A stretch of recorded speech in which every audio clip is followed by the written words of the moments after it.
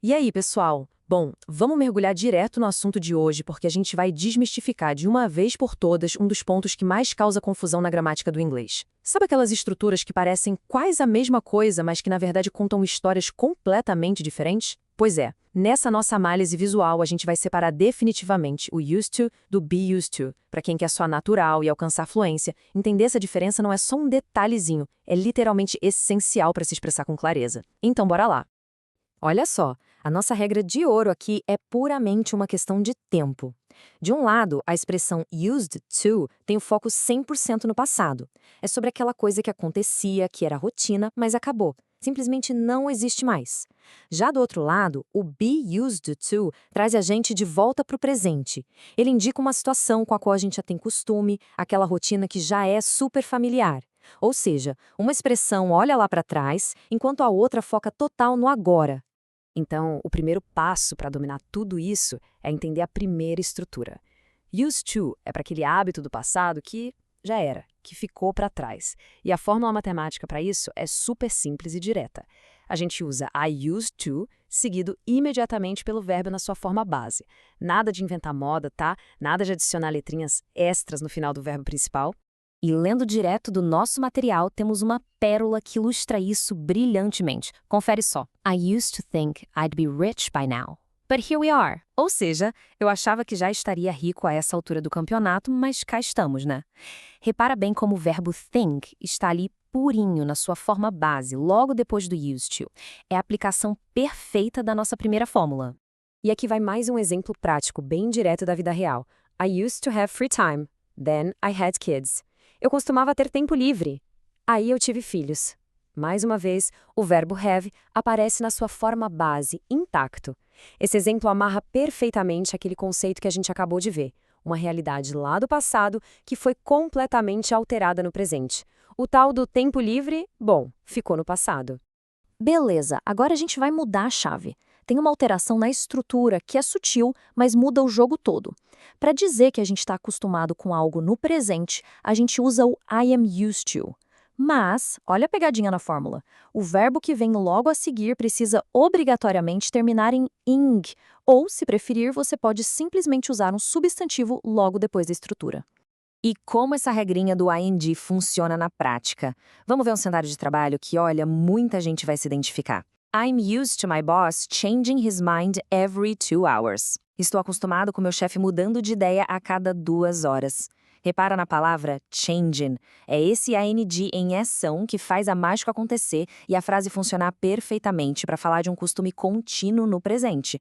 Ah, mas e se eu não quiser usar um verbo de ação? Sem problemas. Como a gente viu na fórmula, dá para colocar direto um substantivo. Esse próximo exemplo do material mostra isso perfeitamente. I'm used to long meetings that could have been an email. Long meetings, ou seja, reuniões longas, é um substantivo. Encaixa como uma luva depois de I'm used to, sem precisar daquela regra do verbo com ing. Agora, atenção máxima, pausa para um aviso absolutamente crucial.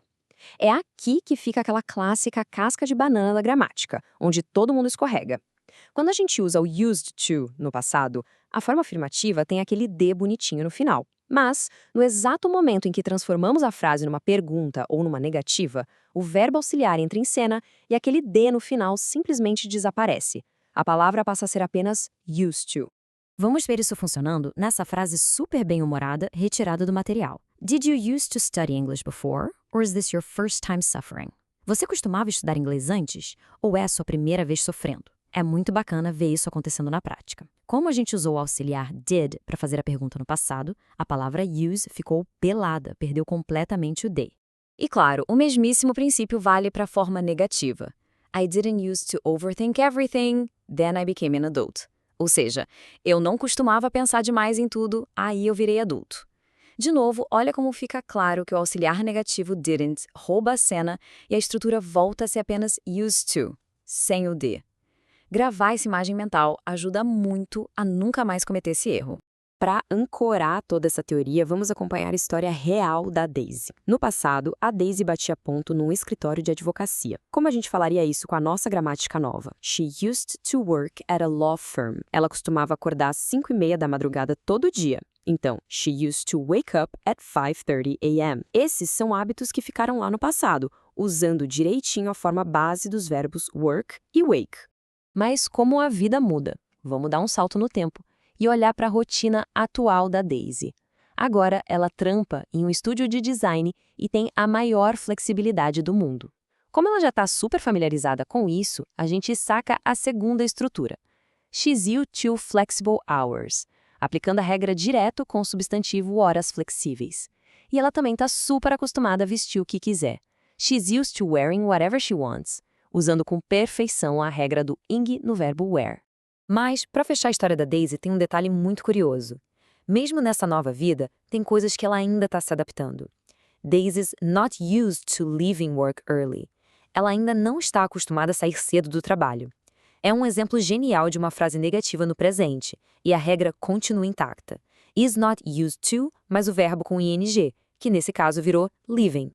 Ok, vamos fazer aquele resumão rápido e fulminante para cravar tudo na memória. Primeiro, used to é puramente hábito no passado. Segundo, be used to é para falar de estar acostumado no presente. Terceiro, a regra do passado pede used to mais o verbo na forma base. Quarto, a regra do presente pede be used to mais o verbo com ing ou um substantivo qualquer. E quinto, mas não menos importante, em perguntas e negativas do passado, derrube o de e escreva só used to. E assim a gente fecha a nossa análise de hoje.